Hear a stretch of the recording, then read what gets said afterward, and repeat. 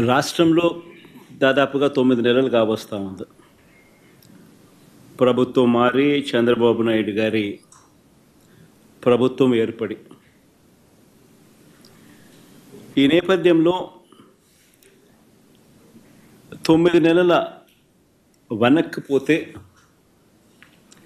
ఎన్నికలకు ముందు చంద్రబాబు గారి నోట మాట ఏమిటి అనంటే బాబు షూరిటీ భవిష్యత్ గ్యారంటీ అని చెప్పి చంద్రబాబు నాయుడు గారి నోట వినిపించే ఒక కామన్ ఫ్రేజ్. 9 నెలల తర్వాత పరిస్థితి ఏమిటి అని అంటే బాబు షూరిటీ మోసం గ్యారంటీ. ఇది ఈ 9 నెలల కాలంలో ఇప్పుడు మనందరికీ కనిపిస్తూ ఉన్న ఫ్రేజ్.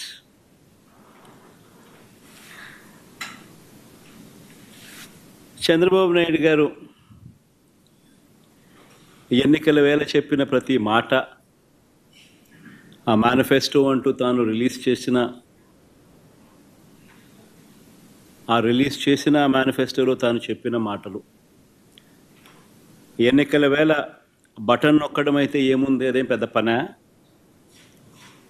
ముసలావిడ కూడా బటన్ నొక్కుతుంది అన్నాడు అప్పట్లో. నా చంద్రాయుడు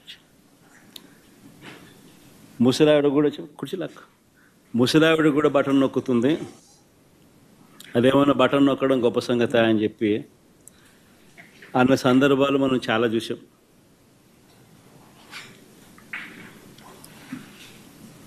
అంతటితో ఆగిపోకుండా సూపర్ 6 అన్నాడు, సూపర్ 7 అన్నాడు. ఏకంగా మేనిఫెస్టోలో 143 ప్రామిసెస్, 143 హామీలను ఎన్నికల మేనిఫెస్టోలో తాను చేర్చాడు. ఇంటింటికి దాన్ని ప్రచారం చేశాడు. ఎన్నికల వేళ చంద్రబాబు నాయుడు గారు ఆయన పార్టీ ఎమ్మెల్యేలను పార్టీ కార్యకర్తలను ఆయన చంద్రబాబు నాయుడు గారు ప్రతి ఇంటికి పంపించేటప్పుడు ఆ ఇంటికి వెళ్ళి ఆ ఇంట్లో చంద్రబాబు నాయుడు గారు మన మాటలు బహుశా ఎప్పటికీ కూడా ఎవరు కూడా మర్చిపోరేమో. చిన్నపిల్లలు కనపడితే నీకు 15,000, నీకు 15,000, నీకు 15,000. ఆ చిన్నపిల్లల తల్లులు కనపడితే నీకు 18,000, నీకు 18,000, నీకు 18,000. ఆ తల్లులు, ఆ పిన్నమ్మలు, ఆ తల్లుల అత్తలు, వాళ్ళ అమ్మమ్మలు, అంటే ఆ అమ్మలు, ఆ తల్లుల అత్తలు, వాళ్ళు కనపడితే మీకు 50,000 నిండాయి కదా, మీకు 48,000, నీకు 48,000, నీకు 48,000, నీకు 48,000. ఇంట్లో నుంచి 20 ఏళ్ళ పిల్లాడు బయటకు వస్తే నీకు 36,000, నీకు 36,000, నీకు 36,000. ఇంట్లో నుంచి రైతు కనిపిస్తే, కండువా వేసుకుని రైతు కనిపిస్తే నీకు 20,000, నీకు 20,000, నీకు 20,000. ఇది రొటీన్గా మనకు వినిపించిన మాటలు ఎన్నికలప్పుడు. ఈనాడు చూసినా, ఆంధ్రజ్యోతి చూసినా, TV5 చూసినా, వాళ్ళ ఇళ్ళట్లో నుంచి వచ్చే మాటలు విన్నా, ప్రతి ఇంట్లో రొటీన్గా కూడా ఇవన్నీ కూడా మనకు వినిపించే మాటలు. ఇవే కాకుండా ఈ హామీలన్నిటికీ గ్యారంటీ ఇదిగో బాండ్లు అని చెప్పించారు.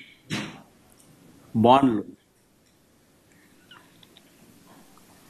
హామీలకు గ్యారంటీ అంటూ ఇంటింటికి బాండ్లు కూడా పంచారు.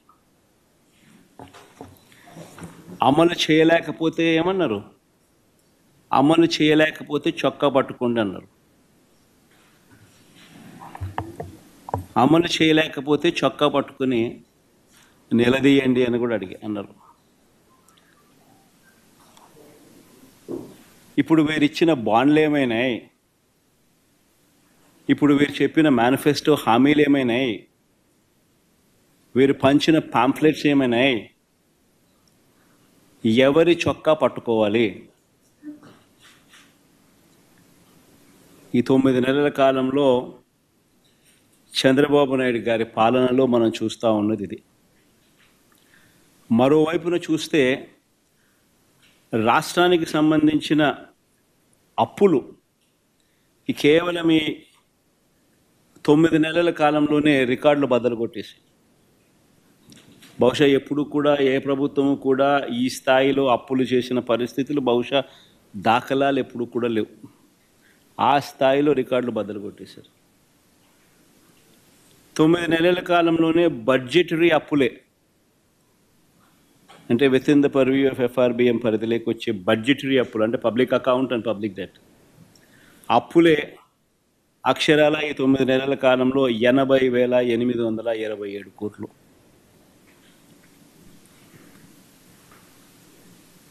ఇవి కాక ఈ 9 నెలల్లోనే అమరావతి పేరు చెప్పి ఇప్పటికే తెచ్చిన అప్పులు, తేబోతున్న అప్పులు, ఈ రెండు మరో 52,000 కోట్లు. World bank and ADB, Asian development bank, world bank నుంచి 15,000 కోట్లు, KfW జర్మనీ నుంచి 5,000 కోట్లు, హుడ్కో నుంచి 11,000 కోట్లు, CRDA ఏకంగా కమిట్ అయిన అప్పులు, అంటే కమిట్ అయినారు, మరో 21,000 కోట్లు మేము రేస్ చేస్తామని చెప్పి. సో చేసిన అప్పులు, చేయబోతా ఉన్న అప్పులు, రాజధాని పేరు చెప్పి మరో 52,000 కోట్లు. ఇవి కాక మార్క్ఫెడ్, సివిల్ సప్లైస్ కార్పొరేషన్ల ద్వారా మరో 8,000 కోట్లు, APMDC ద్వారా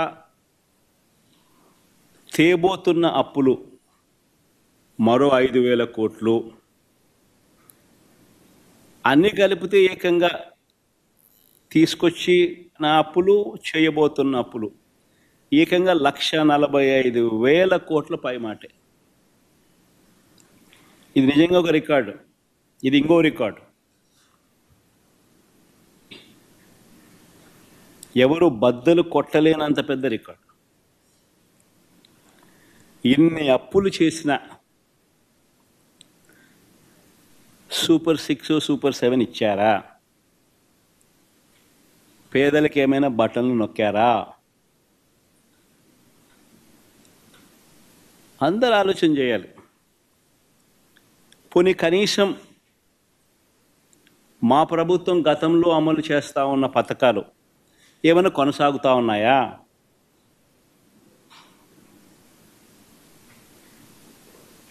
సూపర్ 6 లేదు, సూపర్ 7 లేదు. మా ప్రభుత్వం అమలు చేస్తూ ఉన్న, గతంలో అమలు చేస్తూ ఉన్న పథకాలు పిల్లల చదువులకు అవసరమైన, పిల్లల చదువులను ప్రోత్సహిస్తూ, ఆ తల్లులను ప్రోత్సహిస్తూ, ఆ పిల్లల చదువుల కోసం, ఆ తల్లుల కోసం ఇస్తూ ఉన్న అమ్మఒడి పాయే, రైతన్నలకు తోడుగా నిలబడే రైతు భరోసా పథకం పాయే, వసతి దీవెన పాయే,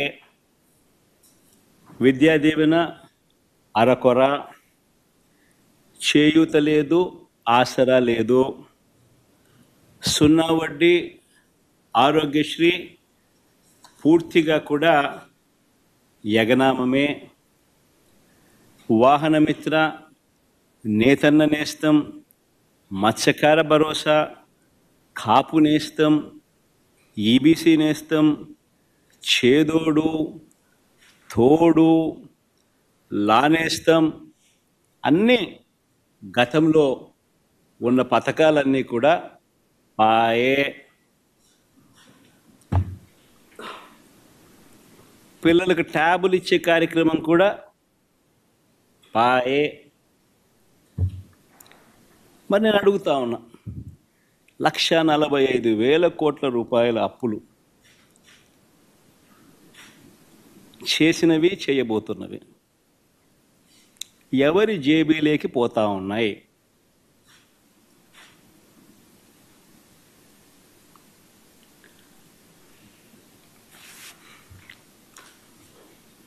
ఈ 9 నెలల కాలంలో పోనీ ఉద్యోగాలు ఎంతమందికి ఇచ్చారు, ఉద్యోగాల పరిస్థితి ఏమిటి అని కూడా కాస్త ఒకవైపు అటువైపు చూస్తే, ఒక్క కొత్త ఉద్యోగం ఇచ్చిన దాఖలాలు లేవు, కానీ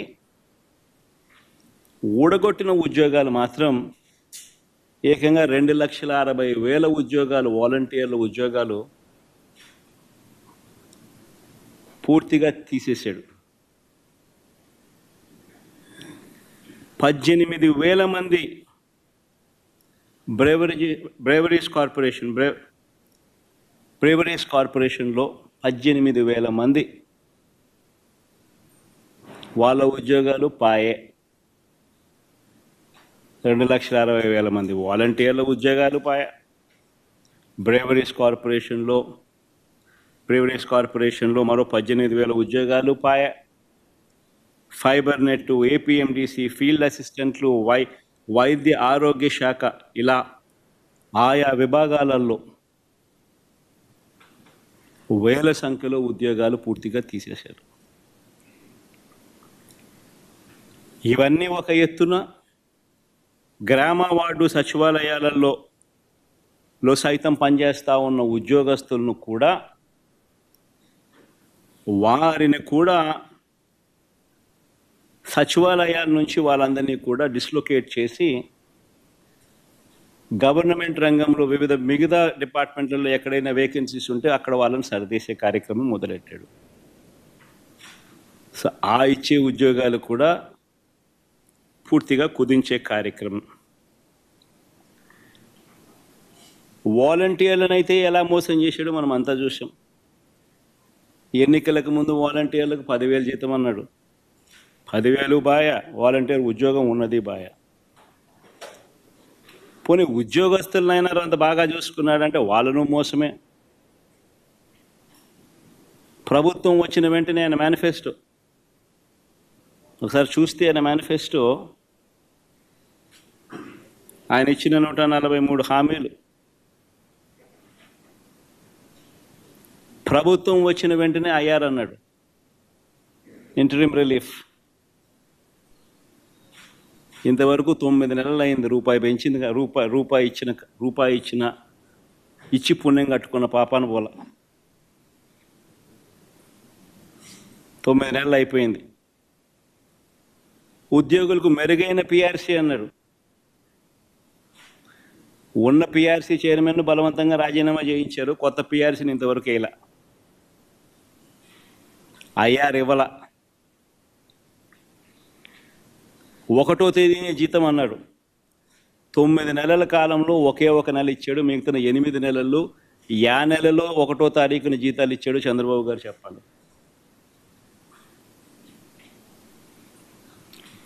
3 డిఎల్ పెండింగ్,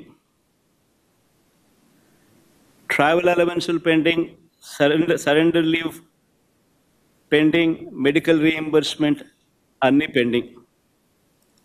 చివరికి ఉద్యోగస్తులకు సంబంధించిన జిఎల్ఐలు, జీపీఎఫ్లు కూడా తాను వాడేసుకుంటా ఉన్నాడు.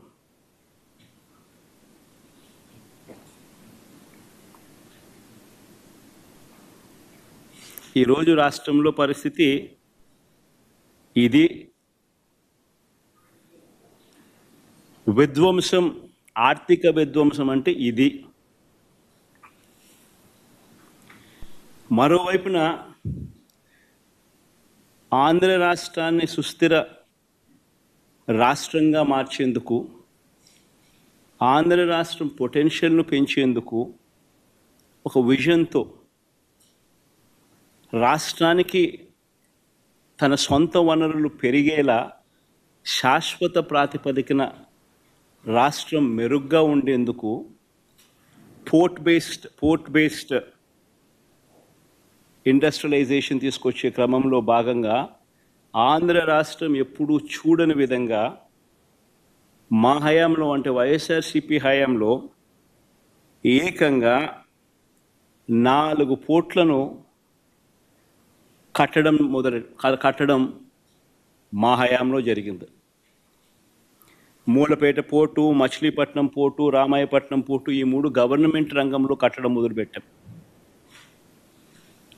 ఇందులో దాదాపుగా రామాయపట్నం పోర్టు అయితే దాదాపుగా 75-80% దాదాపుగా అయిపోయిన పోర్టు ఇప్పటికే.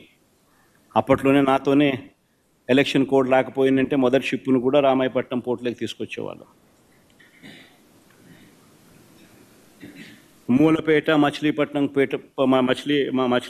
దగ్గర కడతా ఉన్న పోర్టులు కూడా చాలా వేగంగా జరుగుతూ ఉన్నాయి. దాదాపుగా 35-40% పనులు 2 చోట్ల కూడా వేగవంతంగా కూడా అయిపోయిన పరిస్థితులు.